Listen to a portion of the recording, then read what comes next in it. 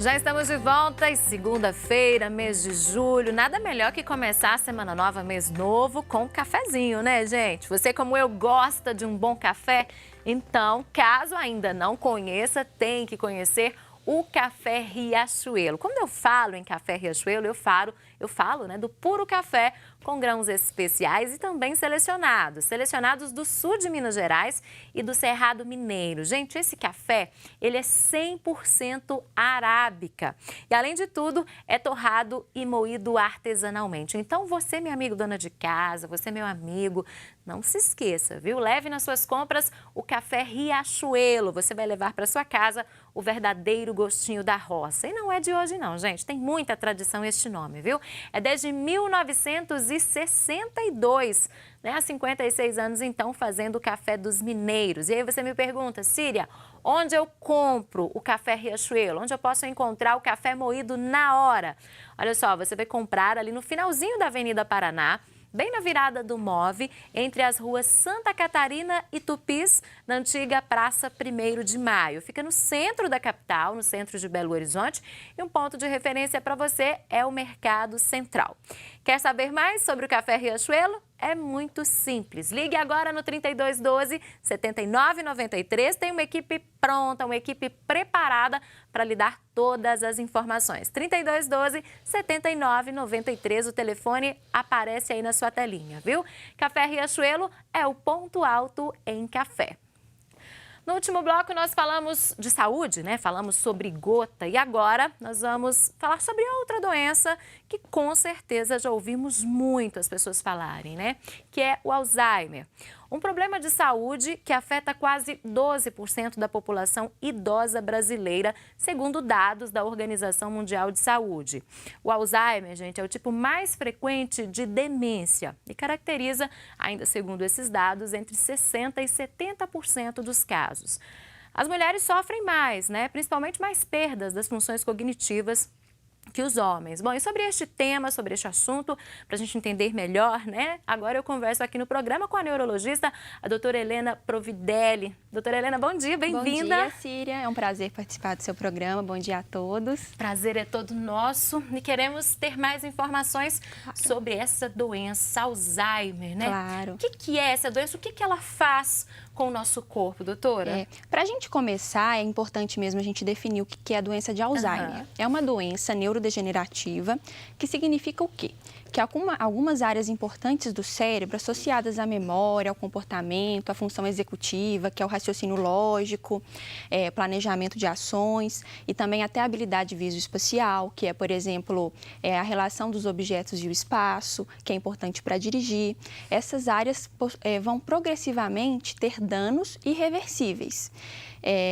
E isso é causado, depois a gente vai conversar um pouquinho mais sobre isso, né? Sobre o acúmulo de beta-amiloide e também placas neurofibrilares. O que significa?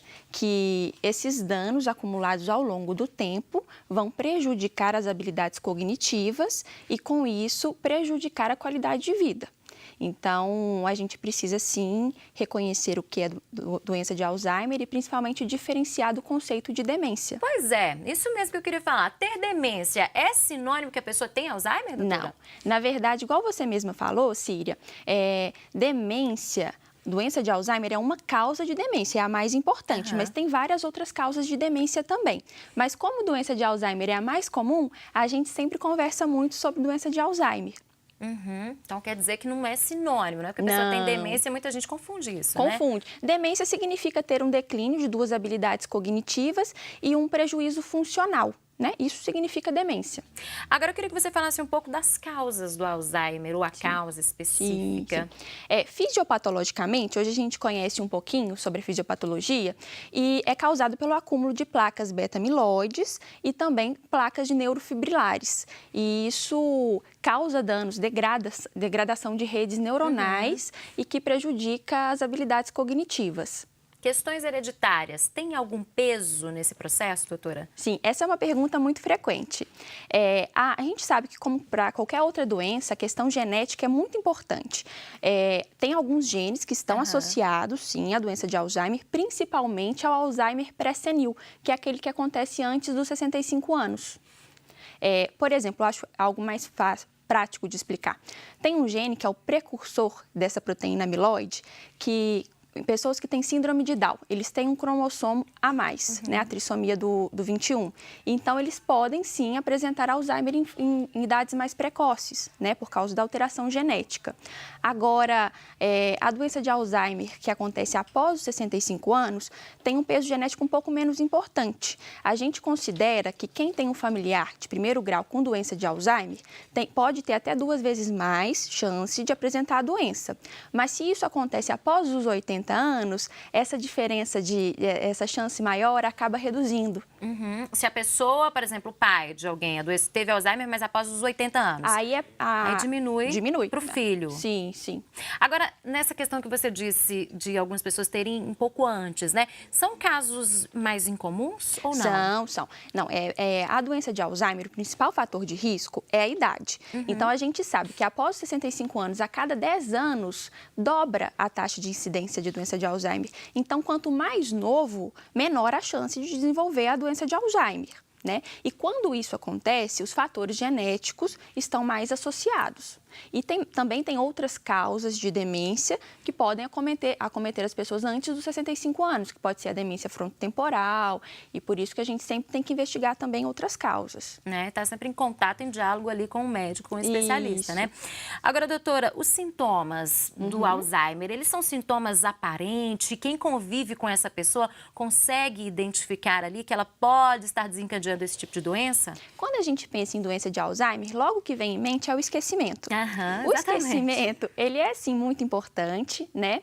E a partir do momento que os seus familiares começam a perceber, alguém começa a reportar para você, o próprio paciente com Alzheimer, ele pode ter o que a gente chama de anosognosia, que é o quê? Ele não reconhece seus sintomas. Então, às vezes, você pergunta algo específico para ele não sabe responder, ele cria um rodeio para tentar chegar à resposta, mas que, na verdade, ele não sabe. Então, por isso que o papel do familiar é importante nesse reconhecimento, até para a busca do auxílio médico. Mas tem outros sintomas também, vários outros. Por exemplo, alteração do sono, alteração do comportamento, mudança da personalidade, às vezes até a agressividade pode acontecer, dificuldade para dirigir, que tem a ver com a habilidade visoespacial. Também, São vários sintomas. E eles podem aparecer todos de uma única vez, irem aparecendo aos poucos? Podem, mas o quadro típico de Alzheimer, ele tem uma evolução gradativa. Então, normalmente, quando procura o auxílio médico, não é de uma hora para outra, são Já anos. tem um tempo, né? E aí, quando a gente começa a conversar com o familiar, que a gente vai entender que não é um sintoma de agora. Então, já tinham sinais de esquecimento, às vezes até 5 anos antes. Então, começa de uma forma insidiosa, lenta, mas progressiva. Então, o paciente, até os próprios familiares, podem notar que vem aos pouquinhos piorando. Né? E pode se apresentar, às vezes, o esquecimento pode nem ser o sintoma inicial. Pode ser uma alteração do sono. Às vezes pode confundir com um quadro de depressão, né? Uma alteração do comportamento. Então, a gente tem que ficar atento, na verdade, não só ao esquecimento, mas sim a vários outros sintomas também. Agora, é ideal, então, que, independente do tipo de sintoma que apresentou dentre esses vários que você disse, que já procure um especialista. O quanto antes, o quanto mais cedo, melhor, né? Sim, e o que eu acho legal, é importante a gente falar, é não ter medo do esquecimento. Causas de esquecimento são várias. Então, tem causas... Até o estresse, né, doutora? Até o estresse, depressão. Eu vim esquecendo as coisas, né? Correria é tão grande. Ou outro esquecimento com essa correria, todo mundo tem.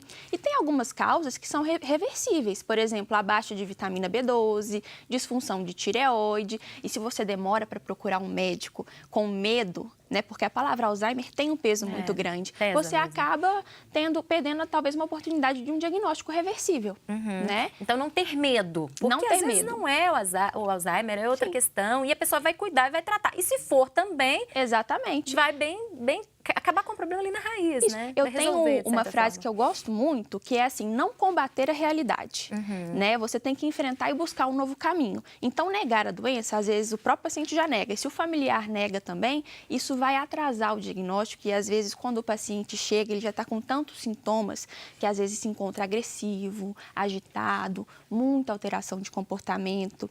E aí, às vezes, pode ficar até um pouco mais difícil de manejar. Agora, quando chega no consultório, esse diagnóstico, ele é fácil de ser feito, doutora? Olha, o diagnóstico de Alzheimer, de qualquer outra demência, ele tem uma característica de ser longitudinal. Então, eu avaliando o paciente uma única vez, eu posso, claro, ter uma hipótese diagnóstica que vai se confirmar ao longo das outras consultas.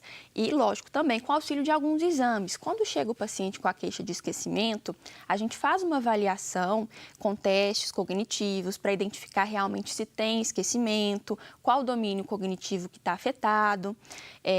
Se a gente constata que realmente tem um declínio funcional, nós vamos pedir alguns exames complementares, por exemplo, exames laboratoriais, que eu acho muito importante para ver a questão de vitamina B12, tireoide, uma ressonância magnética para ver as áreas associadas à memória do cérebro.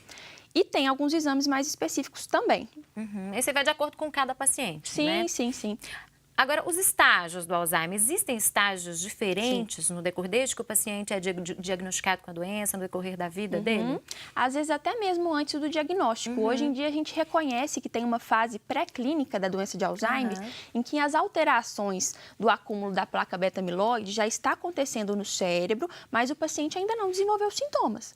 Então, tem alguns exames que às vezes a gente pode fazer em pacientes que algum familiar tem um diagnóstico, mas que a gente nem recomenda, né? Porque isso não quer dizer ter a alteração genética não significa que o paciente vai desenvolver a doença, sim, e que são biomarcadores específicos, mas o mais importante mesmo é o exame clínico, é procurar um médico e ter uma avaliação inicial. As fases, então, tem a fase pré-clínica, tem o comprometimento cognitivo leve, que é quando o paciente já tem um declínio de uma habilidade cognitiva, mas ainda é independente, consegue levar a vida normalmente.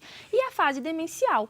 Dentro da fase demencial, quando ele já começa a se tornar dependente para algumas atividades, ele tem também a fase leve, moderada e avançada. Na fase mais avançada é quando ele se torna mais dependente, às vezes até acamado, precisando de auxílio para banho, para atividades básicas de alimentação, pode ter disfagia, que é engasgo com líquido, com sólido, né? Todas essas alterações. Agora, é possível fazer um acompanhamento, um tratamento específico com o paciente e ele não mudar de fases? Por exemplo, ele está nessa fase inicial, não chegou à demência ainda e conseguir manter um equilíbrio ali naquela fase? O que a gente tenta é exatamente que o Alzheimer ele é uma doença progressiva. O que a gente tenta é que essa progressão seja um pouco mais lenta e com uma qualidade de vida melhor. Então, lógico, quanto antes começa o tratamento, mais ameno é a progressão. Mas, infelizmente, ainda não existe cura para a doença de Alzheimer. Não tem como barrar, então? Não existe. Tem como retardar. Isso. Até o momento não existe cura. Todos os medicamentos são para amenizar os sintomas e tentar um pouco a progressão. Mas é uma doença que vai ser progressiva. Né? O que a gente tenta é amenizar esse curso. E esses tratamentos, como que são, doutora? Sim. O importante é ter uma equipe multidisciplinar. Não só o médico, mas é importante fonoaudiólogo, fisioterapeuta, terapeuta ocupacional, justamente para entender a rotina que o paciente tem e adaptar dentro daquilo que ele consegue fazer o máximo de coisas possíveis dentro do que ele fazia antes. Né? Isso proporciona qualidade de vida. Nós temos sim os medicamentos são para controlar alterações de comportamento, fazer com que o paciente consiga dormir melhor, consiga ser menos agressivo, né? Os medicamentos são para controlar os sintomas e tentar amenizar essa evolução. Né? Agora, eu queria que você falasse também sobre essa questão de a pessoa ser agitada. Muitas pessoas falam, porque tem um membro da minha família que tem Alzheimer e essa pessoa é muito agitada, né? O porquê disso? Isso é uma característica da pessoa que tem a doença? Não só na doença de Alzheimer, mas a demência em geral. Se a gente se colocar no lugar de uma pessoa que tem demência, ela tem uma dificuldade para expressar o que ela pensa, o que ela está sentindo. Então, às vezes, ela está sentindo uma dor de cabeça. E mas ela falar. Não sabe falar, então ela vai expressar com agitação. E essa agitação pode ser uma agitação psicomotora, né? Pode ser uma agressividade. Então, é importante a gente se colocar, sim, no lugar para entender isso. Mas é comum, sim, a agitação, principalmente por causa da percepção, tanto das sensações internas quanto do exterior. É possível prevenir essa doença, doutora, com alimentação, com atividades físicas que nós até falamos aqui no último bloco, principalmente essa pessoa que já tem alguém na família que teve, tem essa carga hereditária ou não?